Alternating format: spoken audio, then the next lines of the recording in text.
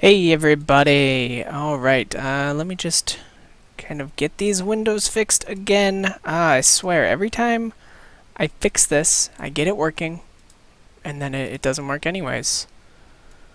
I don't understand what I have to do, but it's okay, it'll only take me a second, and then you will get the ugly black bars off the top of the screen, I promise. I swear, I just did a preview of this too, and it worked just fine. Ta-da! Yay, I fixed it. Alright, cool. So, yeah. Well, if you're here, you already know what this is. I don't really need to explain. I am on my own today. Unfortunately, my co-host is not feeling great, so I will just kind of lead things off today.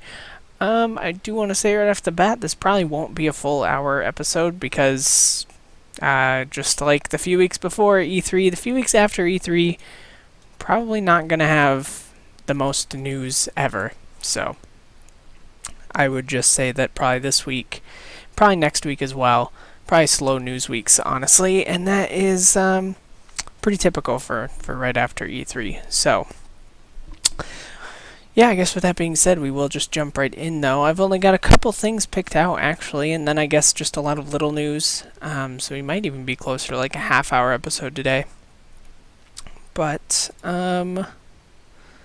first of all, I'm going to buy a cookie. Alright, so I guess first thing is also a bit of little news. On Edmund McMillan's blog, of course Edmund McMillan behind Super Meat Boy, Binding of Isaac, and Mugenics, as well as other things. But on his blog, someone asked, are you still in the phase of Isaac that you are adding more items? If so, are you taking any suggestions? And he answered, at this point, everything we are adding has been added. We are balancing, editing, and polishing things. So for anyone like myself who's really looking forward to Binding of Isaac Rebirth, that is super good news because it means that, we are heading towards a finished game, which I know a lot of people are looking forward to. I certainly am. It's probably one of my most anticipated games this year, so good news finding out that we are close to the end, I guess, of that, which means potentially we could have it in a couple months, maybe? That would be really nice. Oh, Grandma says moist cookies. That's beautiful. What a beautiful thing to say, Grandma. Yeah, so I mean that's just a little bit of news, but that's what it is. There isn't much else there, I guess, to say. This is a little bit more kind of bigger news, I guess, and something that I'll probably be able to discuss for a bit. If you are part of the PlayStation Now beta, you probably already know this. If not, kind of a quick overview of what PlayStation Now is. It is, oh cool, we got a cookie chain going. It is basically Sony's streaming service that is still in beta form, but the idea is that it will allow you to, oh, did I miss that one? I think I did. It will allow you to stream, for now, just PS3 games, but eventually it's supposed to be PS1 and PS2 games as well, to your PS3, PS4, and PS Vita. For now, everything, well, up until now, everything in the beta was free, is because basically it was just to try out, make sure that the things in the beta were working well. However, this week they added prices to some things, and the prices are god-awful. Most of the prices, so basically the way it works out is that you can rent a game, and this is not what people were hoping for. I personally was hoping for like a subscription service similar to Netflix, where you pay a monthly fee, whatever that ends up being, and you get like as much use out of those as you would like, and that seemed like the best way to do it for me. Clearly that's not what's going to work out here. Instead we're going with rental options. The rental options that they've put up there, and I'm sure that these are subject to change, but the rental options announced are 4 hours, 7 days, 30 days, and 90 days. Some example prices for things, they've got basically two tiers of prices. The 4-hour rental can be $3 or $5. This is by far like the worst rental. And I mean, we're talking some of these games are like Final Fantasy 13. It's like, what are you going to do in 4 hours on that? You're going to get to fight like 3 things because there's so much like story exposition at the beginning of the game that you're not going to get anywhere. So you're going to spend $5 to see like some cutscenes, basically. The $7 or the 7-day one ranges from $4 to $8. The $4 one is Stick It to the Man, which is like a downloadable game anyways. And the $8 ones are like Final Fantasy 13 2 and Adventure Time, Explore the Dungeon, because I don't know. So a little more expensive games, I guess. But well, I guess I'll get to the... Oh, sorry. No, yeah, that's right. At the end, I'll read the retail prices of these as well. The 30-day options range from $7 to $15. It looks like they're either $7, $8, or $15. The $7 option is Stick It to the Man. Again, that seems to be the cheapest, but that's also a $10 downloadable title, so it doesn't surprise me at all that that would be the cheapest. And the $15 titles are like Final Fantasy 13 2, Deus Ex, Human Revolution, and Adventure Time again. And then the 90-day, the 90-day rentals are from 10 to 30. And 10, again, is the outlier, being Stick It to the Man. Most are 15 or 30. So, some comparison prices here. This is a Game Informer article, and they have found Amazon and GameStop like average prices of these games retail, as well as listing the PSN prices, so that you get kind of a comparison. So like Adventure Time, the 90-day rental is $30, the retail is $25, and the PSN price is $40. So take that as you will, of course. Let's see what else here we've got. Okay, next is Alpha Protocol, which is a $15 90-day rental.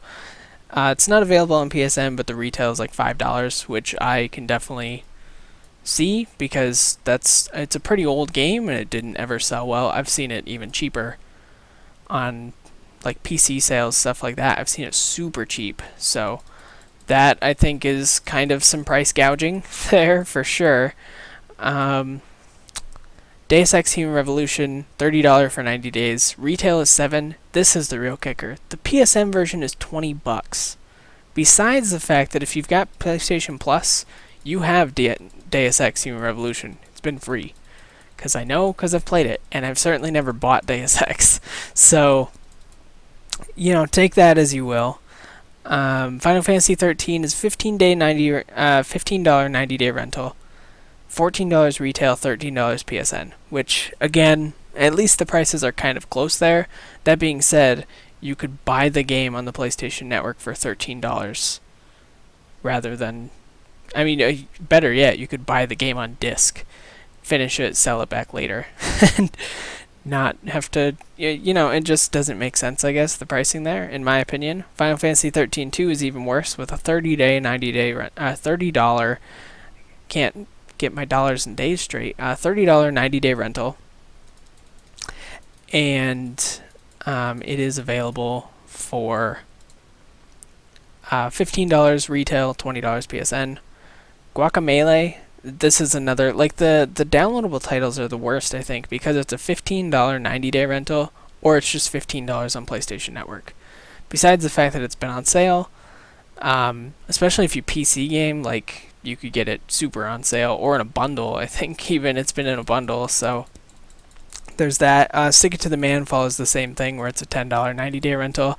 It's also just $10 on PSN.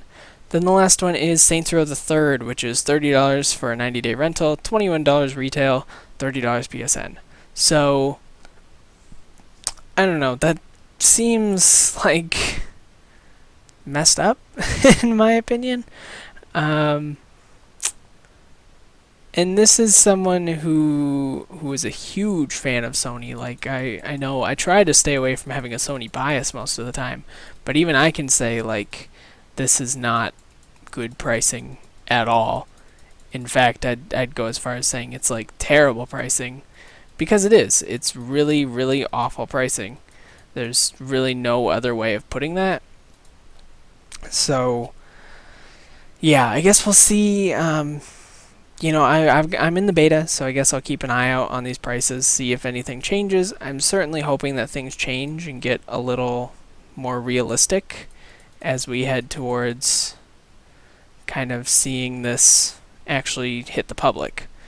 For now, I'm going to say like if they stay at those prices, PlayStation Now is most likely going to fail and not be worth anyone's time or money because the prices are ridiculous. Like for most of these, like I guess the thing is like some of the games they're offering, having it for a week isn't going to do. So you're going to want it for at least 30 days most likely for most of these. And at that point, it's close enough to the actual price that you might as well just buy the game.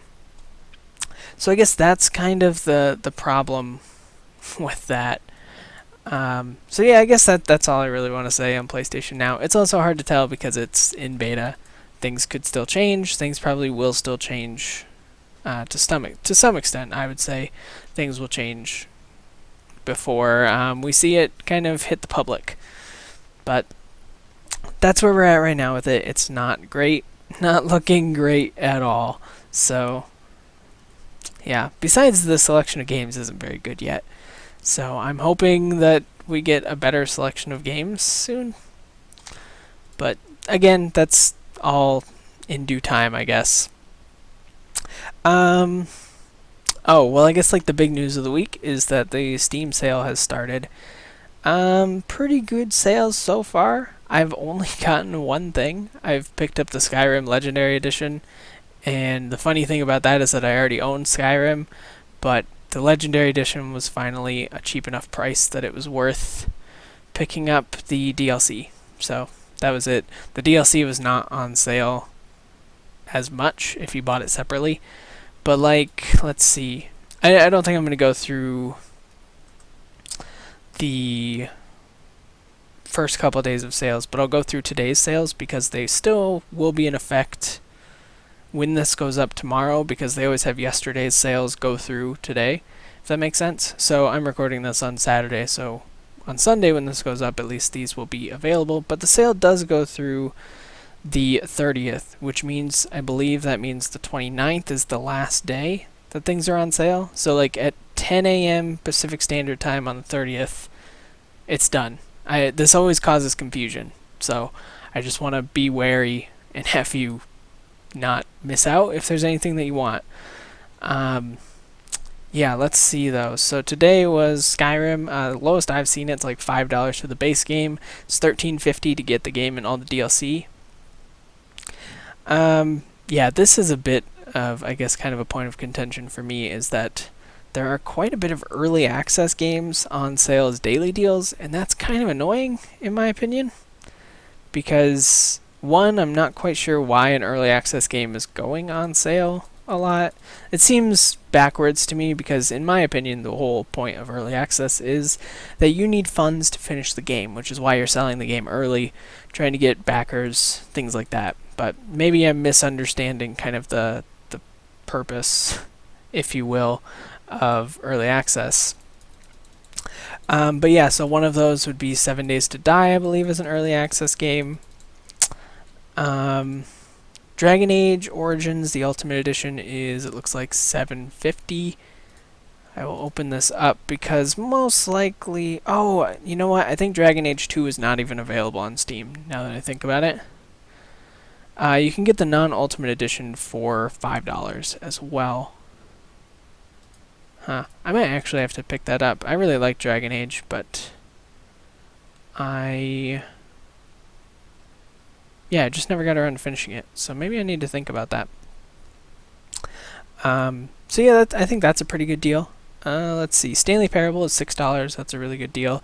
Terraria is $2, which is the cheapest I've ever seen it. So if somehow you still don't own Terraria, now would be the time to pick it up because Terraria is really, really good.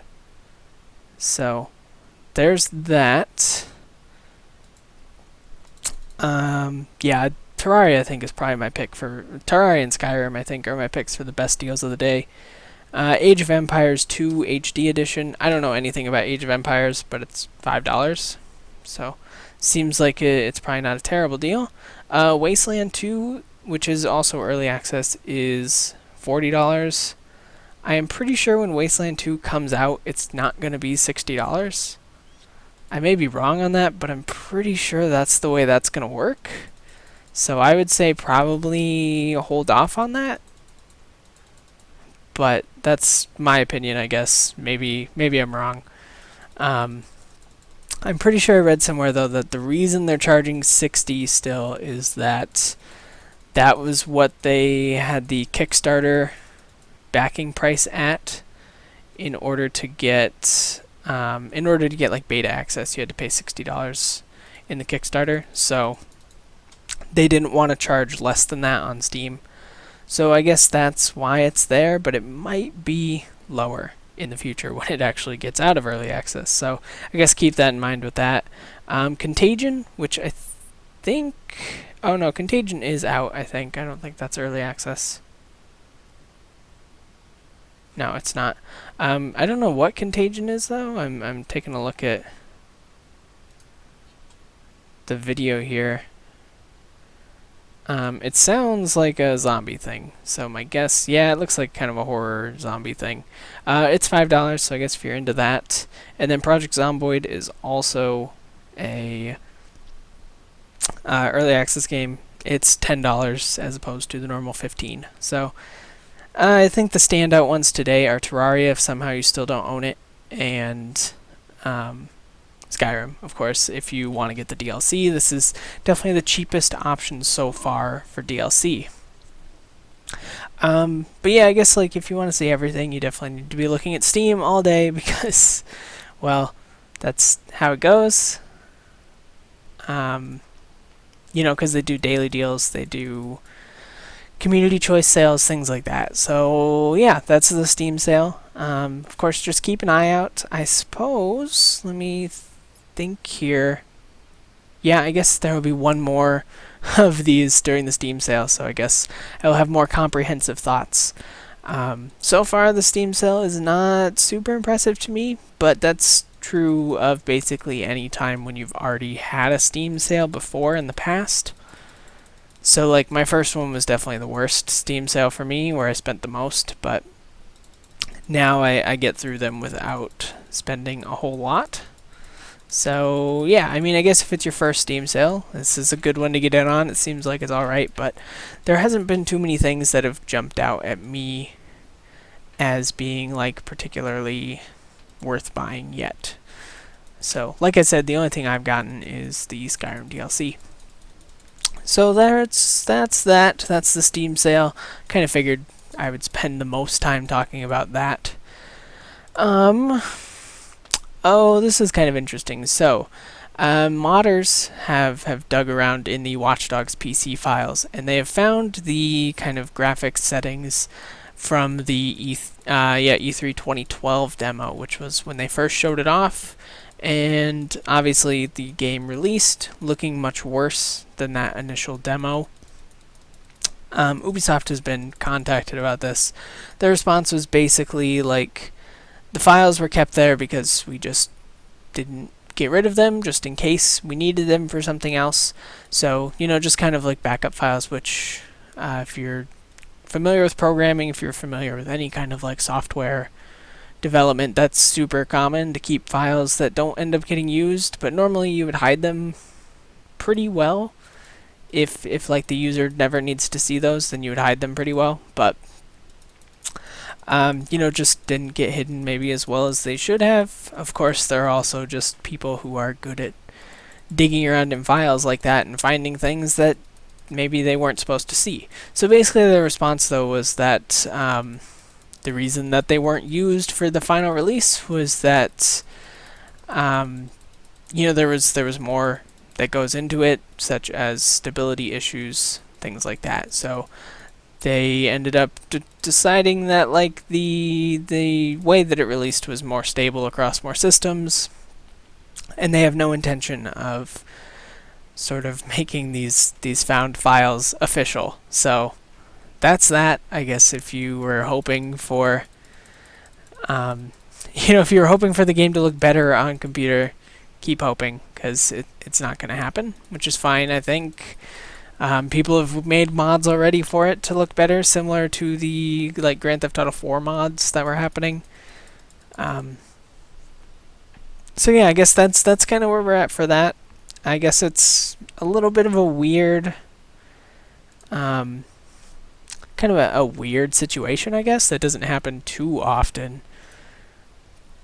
So yeah, I guess that's just where we're at with that. I don't really know much else to say about that. I don't have Watch Dogs on PC. I don't have a PC that could probably run Watch Dogs as is, but I do understand why people who have computers that could run it better would be upset, because obviously it is a little upsetting, I guess, to be able to look in the files and say, wow, here's this game that we were promised that my computer can run just fine, and for whatever reason I'm not allowed to run it.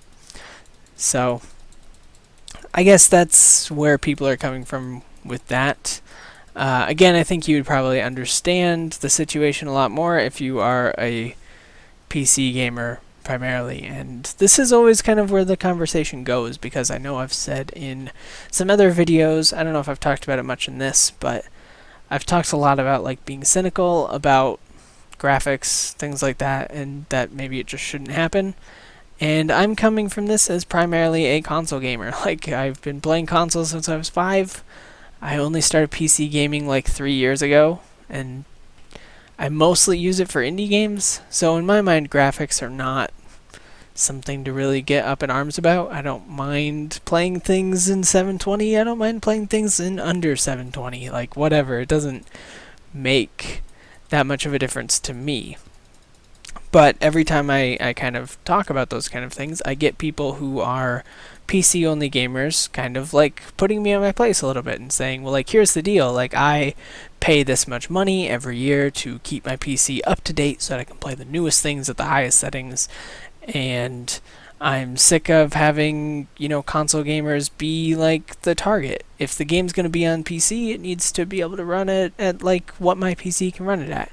So, I guess I kind of see both sides of the argument, and that's often where I'm at with these things, is I can see both sides of the argument pretty well, and I think that's pretty much where I stand with this as well, is that I can definitely see where people are coming from both sides. I can understand why it's a problem, but I can also understand why Ubisoft would do that, and that's just kind of the nature of releasing a game on PC, because like with consoles, you've got one benchmark that you're trying to hit.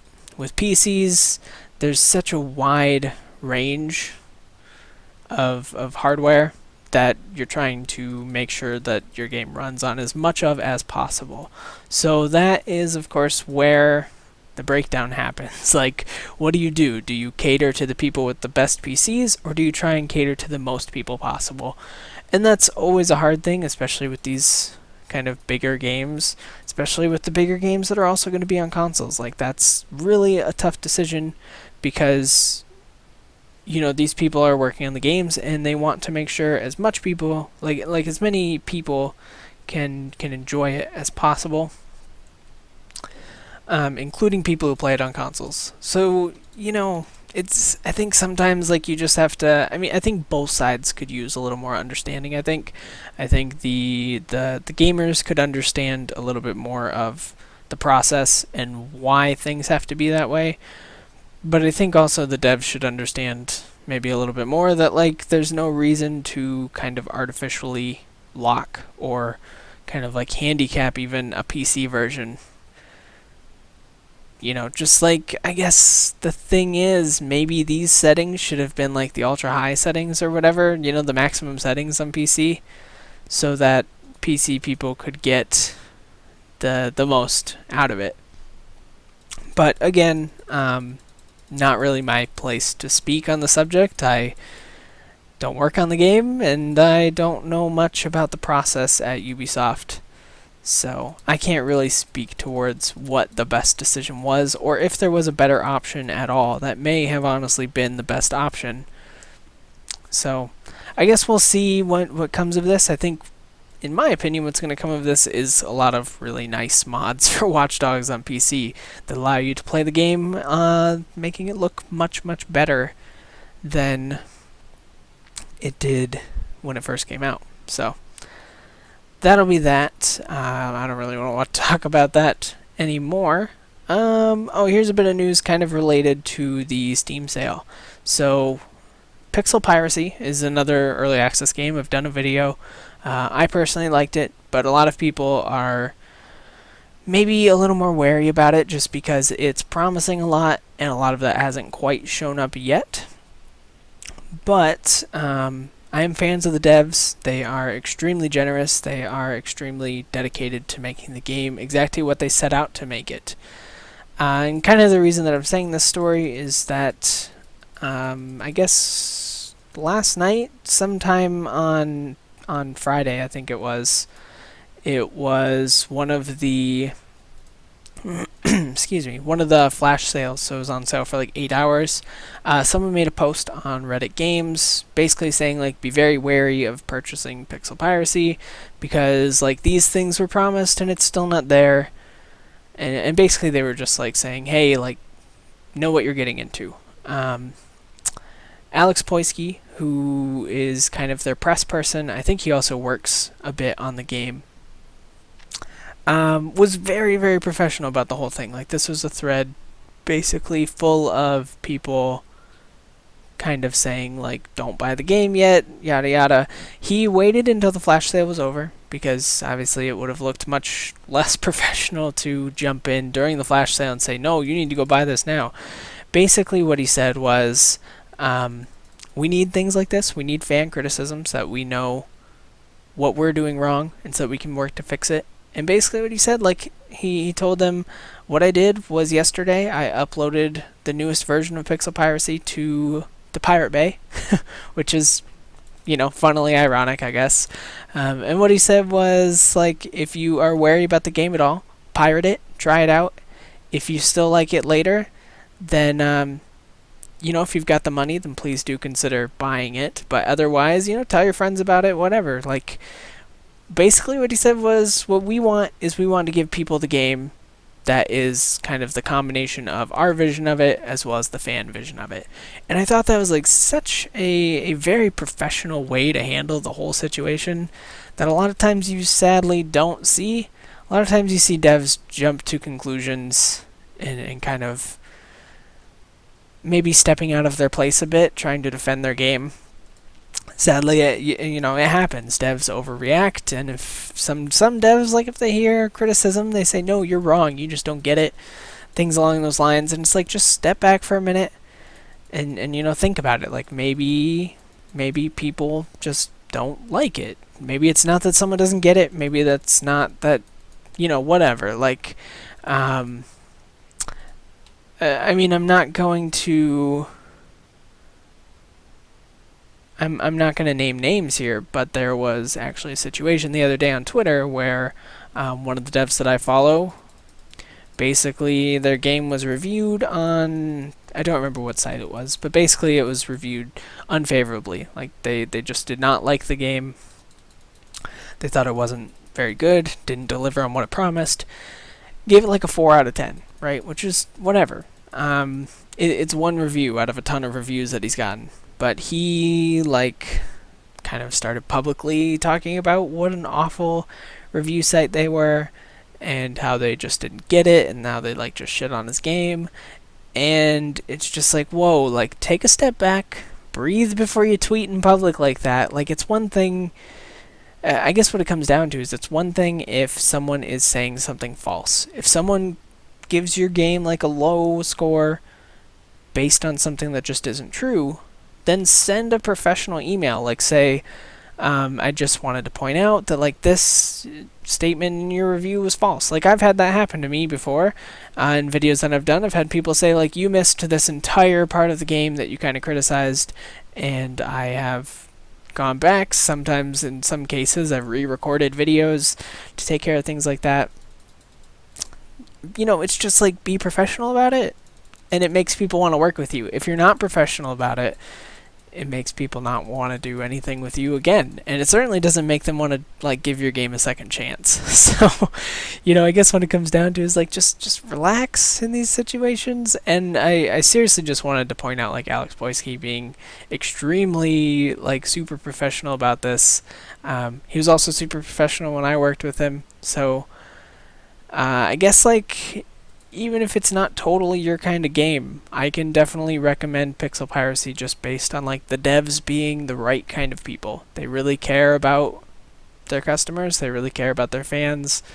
They you know, they do good by them. And you know, the Reddit thread is still up, pretty close to the front page of Reddit/games, and Alex Boyski's post is like the highest rated post in the whole thing, because you know, that's what happens when you post things that are very professional and do the right thing. So yeah.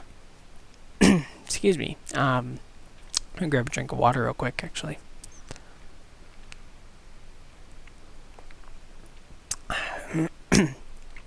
So yeah, I guess I just wanted to point that out.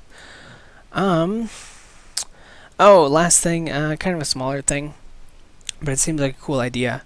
Lego is starting these things called Lego Fusion, which work with tablets and phones, and basically what it is they're special sets of special like Lego sets called the Lego Fusion sets.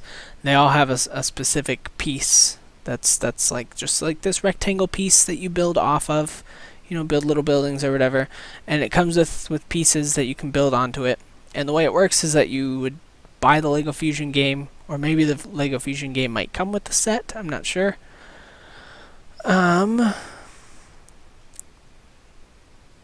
Yeah, I have a feeling that the game, like if you buy a set, you get the game. It is only for mobile as of right now, but basically it looks like the sets will be about $35 each. They don't look like the largest sets ever, but let me see if I can get a good picture here actually of one of them. So I'm trying to see if I can get an idea of how many pieces. Okay, so 256 pieces plus it looks like plus the plus the virtual game is included. And basically what happens is you can build buildings, scan it with your iPad or your phone or whatever, and then it puts your building into the game, or your racetrack or whatever, depending on the set that you get. They've got like battle towers, they've got a racing, they've got a town game, and basically it plays like a Lego game, like you would expect. But you get to build the buildings that you explore. So that seems kind of cool. It seemed like a cool idea. Yeah, I guess that's all I really had to say about that. It seemed neat, I think, kind of an interesting direction to take the Lego games. So that was all I really had to say about that. Man, we need to have something kind of happen for us here. I think something probably happens good for us when we get 10 prisms.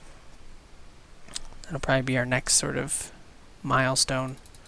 Of course, that just takes forever, so I'm not really sure. Maybe I'll start just doing more time machines or something. Anyways, yeah, so that's that. And that was the last of the big news that I had picked out. Let me, I guess, go back to the front page of Reddit Games and just start kind of going down some little news. There were a couple little things that I wanted to cover as well.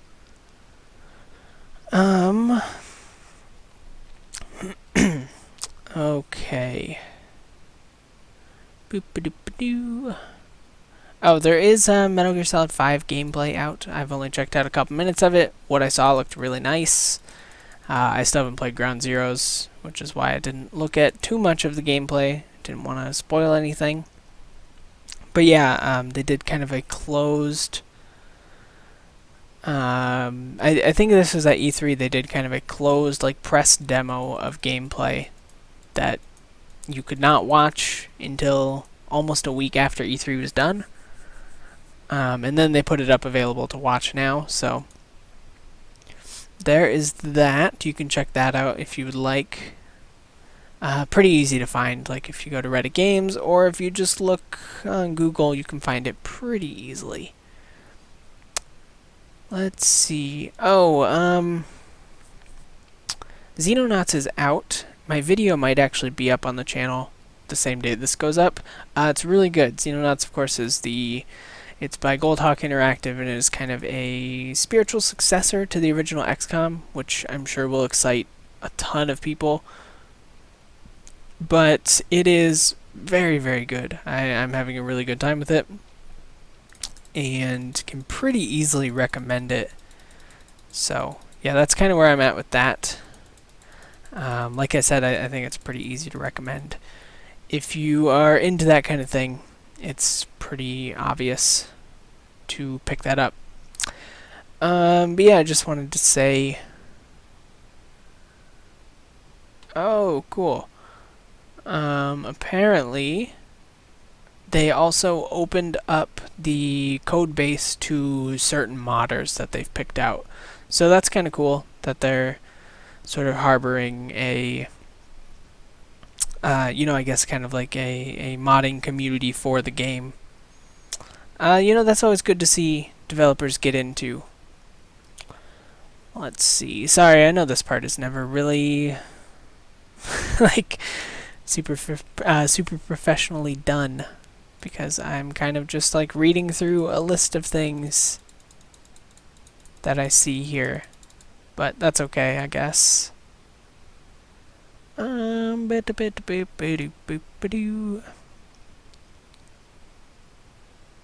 yeah, this is cool. Twitch live annotations for YouTube. Basically, you can connect your YouTube account to your Twitch account, and then anytime you're streaming, if anyone is watching your YouTube videos, a little banner will show up saying, hey, this person is streaming at this site. Go check it out. And it'll like link you directly to their Twitch channel, which I think is a really, really cool feature that I'm surprised has taken this long to implement. But even so, the fact that it's there now is really awesome. It seems like a really cool feature. I know I need to start streaming more. But things have not been going totally as planned. I'm even like behind on recordings, so streaming might not start quite yet, but maybe soon-ish.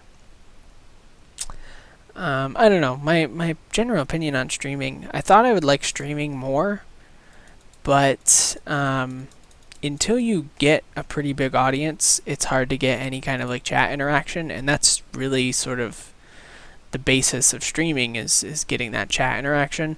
So I don't know, I find that it's not I guess I found that it's not as exciting as I thought it would be originally.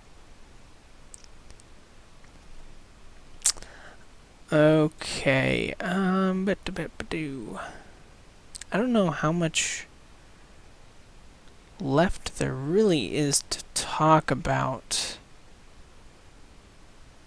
I'm looking through things. There isn't much else that's like big news. So that might be kind of the ending of the news section here. Yeah, I think it's kind of looking like it probably will be. I can't see too much else that's very worth talking about.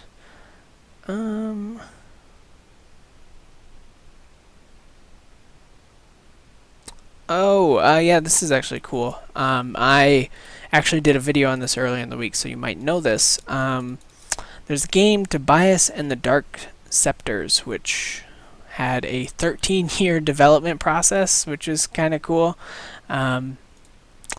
Basically, what that means is that Adam Butcher, who made the game, started working on the game 13 years ago and didn't finish it until now, which in my opinion, like the reason I covered it was I thought that was like kind of an incredible show of will to never give up on the game, never move on, and kind of consider it still worth putting time into over that whole time.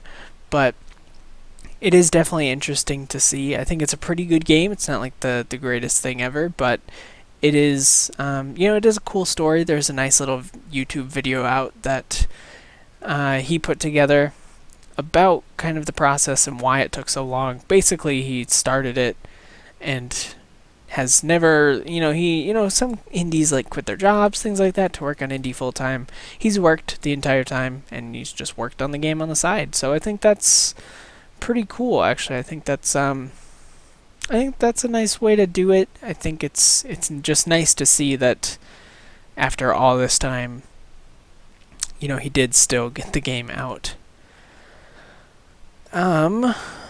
Okay, well, I think this is normally where I would talk about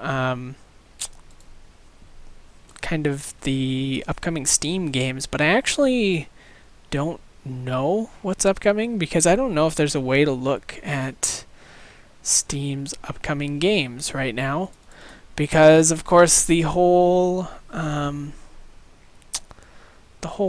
of like front page is taken over with the Steam sale, so you can't look at what's coming out soon. I think I'm kind of looking here. I'm seeing if there's any way to check that, but I don't think there's a way to just get to like the normal Steam page during a sale. That being said, I do know that Shovel Knight is out this week. That comes out on the 26th. I have actually been playing that. I can't really say too much about it, but what I've played is really good. So I will have a video out that day. I may also be playing Let's Play of it starting that day. So I guess you can look out for that. You will, of course, find my thoughts on it the day that it comes out for sure. Other than that, I really don't think that there's a way for me to check out what's upcoming, which is kind of unfortunate, but I guess that's just what it's going to have to be. So I think this might be where we end for today. Let's see, I can look at new releases. Amazingly enough, someone decided to release some games this week. I thought that Valve didn't allow that, but it looks like people are releasing games. Well, I guess I know now that Valve allows that because, like I said, Shovel Knight's coming out. Of course, Shovel Knight is also coming out for some consoles too. I'm not sure which ones. I know like 3DS and Wii U, I think, for sure. But maybe some other stuff too. Yeah, I think that might be all I can really talk about, because I can't, like I said, I can't look at what's upcoming on Steam, which is crazy to me, but that's, I guess that's what it's going to have to be. So, unfortunately, I can't tell you what else I am looking forward to. So, hopefully that is quite alright with you. But definitely check out Shovel Knight. So yeah, I guess that's probably going to be where we end this episode. Sorry, this was not like the most well put together episode. But also, there just wasn't a lot of news this week, seeing that last week was E3. So that's just kind of the nature of the beast here. So I guess next week we will be back, of course. And we will get to find out what happens during this week. I'll probably sum up the Steam sale as a whole next week. And that'll be about it, I guess. So, as always, feel free to comment on any things that I talked about. I know I didn't really go too much in depth on anything today, but there wasn't a lot of really discussion-worthy news, I guess you could say. But other than that, if you want to see more videos, because I also do Let's Plays on a daily basis, things like that. So if this is the only thing that you've seen from me so far, this is not the only thing I do. In fact, most of the time I'm doing Let's Plays every day, things like that. So, feel free to subscribe to the channel if you want to see more content from me all the time. And then, lastly, of course, if you like this episode, then please do consider clicking the like button, because that does help out a lot. But with that, I thank you very much for watching, and I will see you next time.